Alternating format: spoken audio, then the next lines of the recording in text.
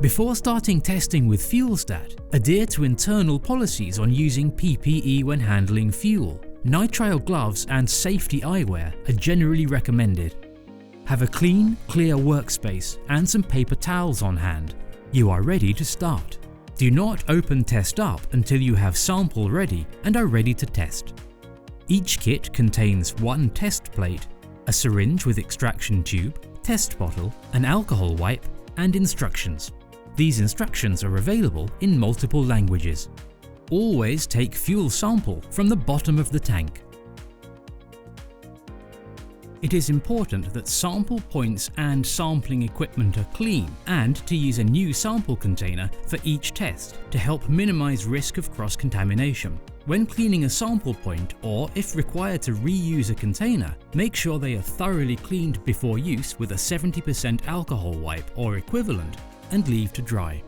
HDPE containers are often favoured for use with fuel samples, but to clearly show each step of the process in this video, we will be using clear plastic containers and a fuel substitute. Take a 1 litre sample of fuel, swirl the fuel in the container, then leave the sample to settle for 12 to 15 minutes. The FUELSTAT test can be conducted with a free water phase sample, minimal free water and fuel phase sample, or fuel phase only sample. It is always advisable to conduct FUELSTAT test as soon as sample has settled. It is always better for more accurate results to test the free water phase if possible through a generous water sample. Push the extraction tube onto the end of the syringe as shown, then use syringe to extract 15 ml of free water from a fuel water sample.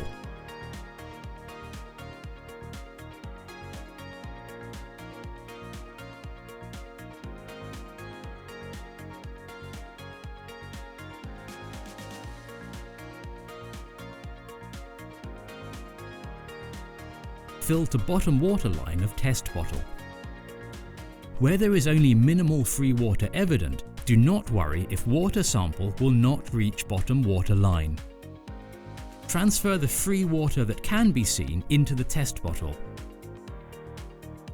Then reinsert the syringe to extract fuel from near the bottom of the sample to top up the test bottle to the top fuel line. You will require approximately 150 ml of fuel, which is 6 full syringe extractions. If no free water is evident in sample, just extract 150 ml of fuel from near the bottom of the sample to fill the test bottle to the top fuel line.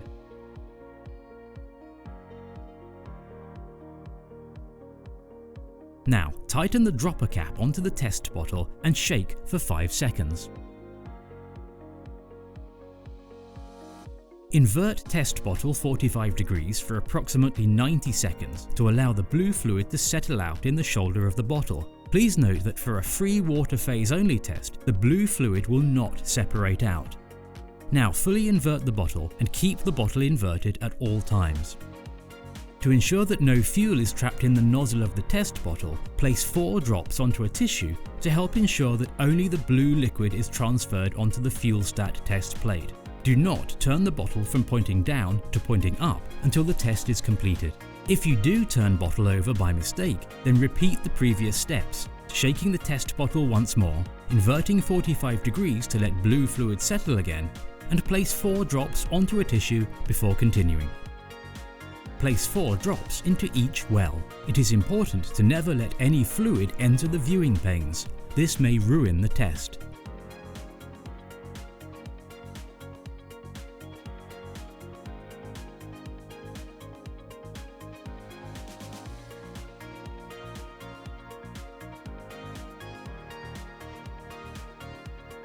Wait 10 to 15 minutes. It is best not to touch the test during this time. This is the control line, C. This is the test line, T. This side is the low contamination indicators, L. This side is the high contamination indicators, H. Successful tests must have a control line in all windows. Read results within 15 to 30 minutes after placing sample fluid into sample wells. Results are determined by either lines forming or being absent on the low side or on both low and high. Follow the simple traffic light system.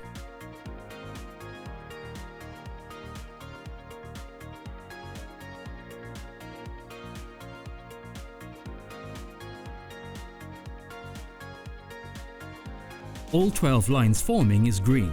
This is negative contamination.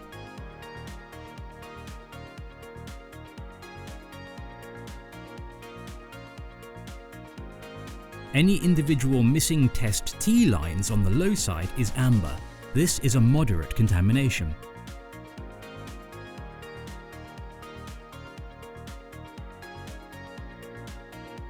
If there are 2 or more missing test T lines on the low side, then the combined amount of contamination present equates to a heavy contamination.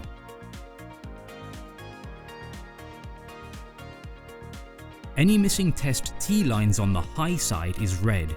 This is a heavy contamination. This is in line with IATA and JIG guidelines.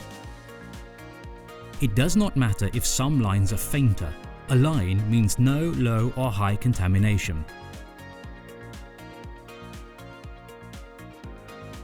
If any red control line C has not formed or is blue, the test is invalid.